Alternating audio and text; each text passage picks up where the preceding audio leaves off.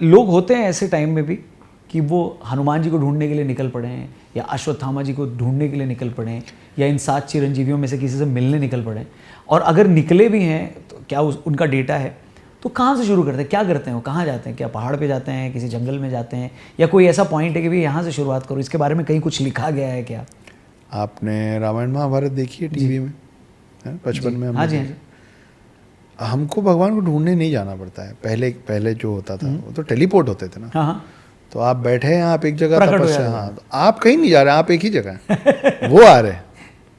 लेकिन उसके लिए आपकी आपकी श्रद्धा भक्ति में, श्रद्धा मतलब श्रद्धा, हाँ जी, क्या नाम है, कपूर नहीं, हाँ हाँ है ना, वो तो वो हम कपूर लगा के श्रद्धा करते हैं। तो आपकी श्रद्धा भक्ति में उतनी शक्ति होनी चाहिए। लेकिन अब हम लोग इंटरनली और एक्सटर्नली इतने एक्सपोज हो गए हैं और इतने डाइल्यूट हो गए हैं कि ऐसा माना जाता है कि अब वी कांट रीच देम, अब हमारी पहुंच ही नहीं है वहाँ तक। पर एक बात ये भी कही जाती है ना अक्षत भैया कि अगर आपको उन्हें ढूंढना है तो वो ऐसी जगह पर नहीं आएंगे कि भैया हम लोग यहाँ पे पॉडकास्ट कर रहे हैं तो यहीं आ जाएं या हमको सिग्नल पे मिल जाएं।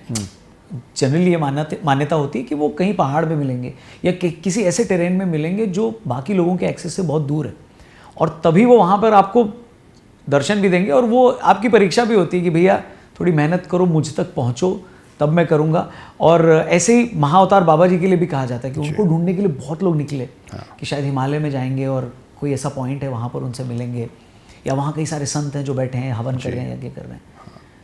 तो मैं तो आपका थियरी है कि भाई आपको बुलाइए, आप उनको, आपको अपने आप को ऐसा करिए कि वो प्रकट हो, आप मत ढूंढने जाइए। मैं आपको एक कहानी सुनाता हूँ और एक इमेजिनेशन देता हूँ, ठीक है? ये जो कहानी मैं सुना रहा हूँ मुझे किसी ने सुनाई थी, मुझे बड़ी इंटरेस्टिंग लगी, तो मैंने सोचा साझा कर देते हैं।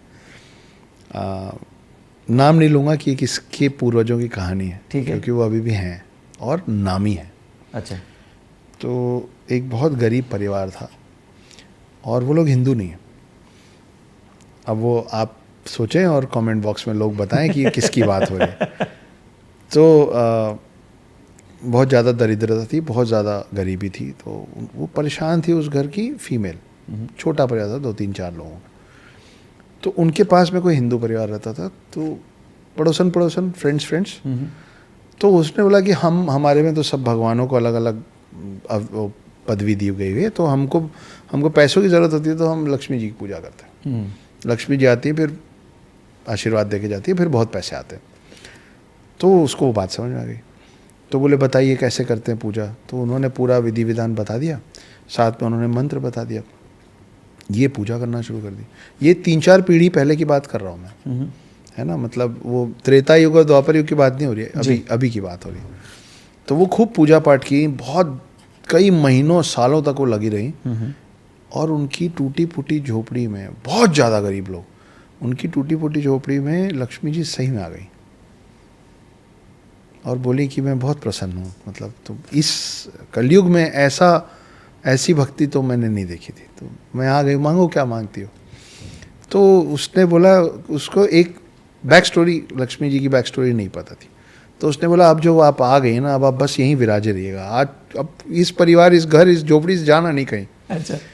तो लक्ष्मी जी ने बोला ये तो पॉसिबल ही नहीं भाई, जाना पड़ेगा। हाँ। विष्णु जी के साथ जो कॉन्ट्रैक्ट है उसमें एक क्लॉज है, जो उन्होंने मुझे वरदान दिया है, मुझे गिफ्ट दिया है, तो गिफ्टिंग कॉन्ट्रैक्ट जो है उसमें एक क्लॉज है कि आप पृथ्वी में जिसको चाहें, जितना चाहें धन धान्य दे सकती हैं, लेकिन मैं जब चाहूँ वापस ले लूँगा। तो जब ये बात बैकुंठ धाम में पहुंची तो सरस्वती जी को पता चली।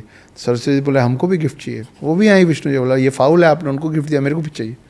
तो बोले हाँ ये तो हो गया गड़बड़, बताइए क्या चाहिए। बोले जो भी चाहिए लक्ष्मी जी से बेहतर चाहिए। तब विष्णु जी ने बोला था ठीक है, आप पृथ्वी में जिसको चाहें, जितना ज्ञान चाहें, आप ज्ञान की देवी हैं, जितना ज्ञान चाहें दे दीजिए। आपके गिफ्टिंग कॉन्ट्रैक्ट में कोई क्लॉज नहीं है, उसको मैं भी वापस नहीं ले सकता। तो इसीलिए ज्ञान जब आता है तो हमेशा रहता है, लक्ष्मी जी आती जाती रहती। तो लक्ष्मी जी ने उस महिला को बोला कि नहीं बेटा ये तो नहीं हो सकता है, आई हूँ तो जाना तो पड़ेगा, कुछ और मांग ले यार।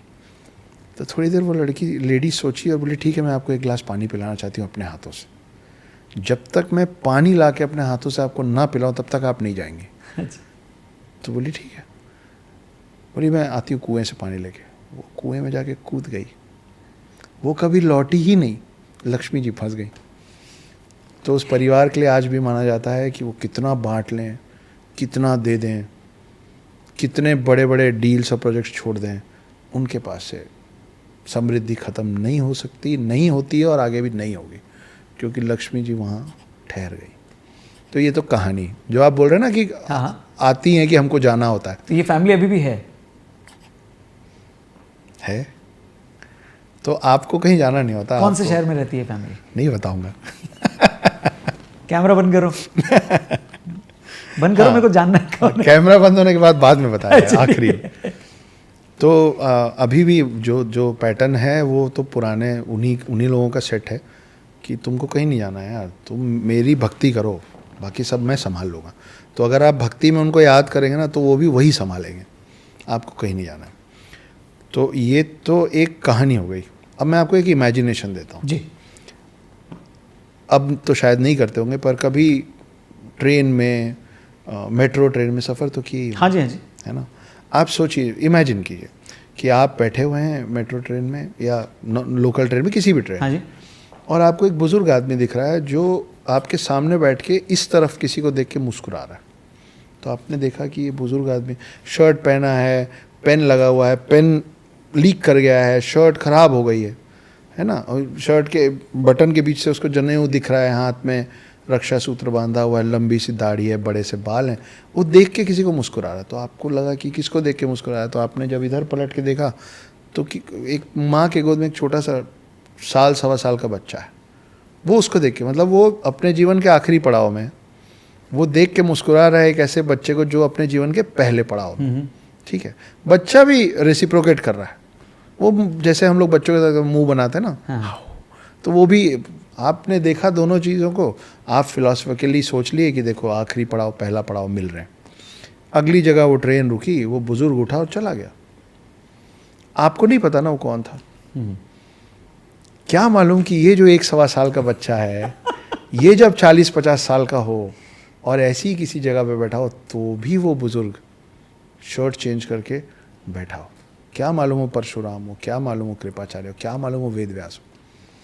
तो हो सकता है अब आज की डेट में चीटिंग है, इसका कुछ फॉर्मेट होना चाहिए, ऐसे तो फिर नहीं। आज की डेट में देखिए वो चिरंजीवी हैं और वो पृथ्वी छोड़ के जा नहीं सकते। और पृथ्वी में आप तो कुछ छोड़ते नहीं, हम तो सब जगह कब जाने में लगे हुए हैं, है ना। हम बोलते हैं वो फलाने शहर में चीता निकल के आ गया। अरे फलाने शहर में चीता नहीं आया, तुम चीते के शहर में घुस गए हो। अब वो बेचारा कहाँ जाएगा। आपको पहाड़ भी चढ़ना है, सब जानना है, पूरी दुनिया समझनी है। तो अब इनके पास भी तो नैरो डाउन होता जा रहा है ना कि कहाँ जाएं कि जहाँ ये लोग ना दिखें। तो आज की डेट में अगर आप सोचिए अश्वत्थामा या परशुराम आएंगे तो खड़ाऊ पहन के और घोड़े के रथ पे थोड़े आएंगे धनुष लेके। उनको तो मिंगल होकर चलना पड़ेगा ना कि हमको हमारे पड़ोसी के बारे में नहीं पता रहता, हमें बिल्डिंग में कौन रह रहा है क्या कर रहा है नहीं पता रहता। तो क्या इसलिए हमारे कल्चर में ये कहा गया है कि सबको ऐसे ही देखो भैया, क्या पता किस में कौन हो जाए। सच है। ये भी तो बोला गया है कि हर 24 घंटे में आपके ज़ुबान पे एक बार सरस्वती बैठती है, इसीलिए कभी अशुभ मत बोलो किसी के लिए, क्या मालूम लग जाए। इसीलिए बोला जाता है कि कभी ये मत बोला करो कि अगर मैं मर गया तो, अरे उसी समय बैठ गए तो निकल लोगे तुम। तो हम लोगों की बहुत सारी मान्यताएं हैं और सब मान्यताओं के पीछे उसके तर्क वितर्क हैं। हमने हर जानवर को कोई ना कोई भगवान से जोड़ रखा है। आप सोचिए जब आदमी मांस खाता था, आज भी खाता है, लेकिन जब पहले सिर्फ मांस खाता था और शिकार करता था, आज तक हाथी कैसे बचे हुए। सोचिए कि एक कबीला 100 लोगों का एक कबीला, एक हाथी को मार लेंगे तो 2-4-5 दिन का खाना तो उनका निपट जाएगा ना। वो 100 खरगोश मारते थे लेकिन वो एक हाथी को नहीं मारते थे। हाथी न छुप सकता है न तेज भाग सकता है, हाथी का शिकार करना सबसे ज़्यादा आसान, फिर भी हाथी फल फूल रहे हैं क्योंकि आपने उनको गणेश जी से जोड़ दिया। एक डर बना दिया कि अगर हाथी को नुकसान पहुंचा सीधे गणेश जी को गुस्सा आएगा। गणेश जी को गुस्सा है, गणेश जी के पप्पा हैं शिव जी, सोचो तुम्हारी क्या दुर्गति होगी। वो अभी भी बचे हुए। आपने खरगोश को नहीं जोड़ा, आपने चूहे को जोड़ दिया क्योंकि चूहे इंसानी लोगों के बीच में रहते हैं। आपने गाय को जोड़ दिया, आपने बैल को नंदी बना दिया। तो आपने हर जानवर से अपने आप को इस तरीके से जोड़ दिया है और हर जानवर को एक भगवान से जोड़ दिया है कि वो सुरक्षित रहे। लॉजिकल लोग तो हम हैं ही। बेचारा मुर्गा और बकरी ये देख के कितना परेशान है। बहुत। हमको क्यों नहीं जोड़ा बे? बहुत, हमसे क्या गलती हो गई? हमसे क्या गलती होगी माई बाप? बकरे को जोड़ा है वैसे। हाँ, जब सती अच्छा। शिव जी की जो समकक्ष थी सती, जब उन्होंने आत्मदाह कर लिया था, क्योंकि राजा दक्ष ने शिव का तिरस्कार कर दिया था। तो राजा दक्ष कौन थे?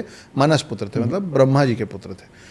तो गुस्से से शिव जी ने अपनी जटा का एक बाल तोड़ के ज़मीन में पटका था, और तब उनका अवतार निकला था वीरभद्र, जो गया था और राजा दक्ष मतलब शिव जी के ससुर, उनका गला काट दिया था गुस्से में। फिर बाद में सारे भगवानों ने उनको समझाया, तो फिर राजा दक्ष, जैसे गणेश जी को हाथी का चेहरा दिया गया था ना गला काटने के बाद, वैसे राजा दक्ष को बकरे का चेहरा मिला था।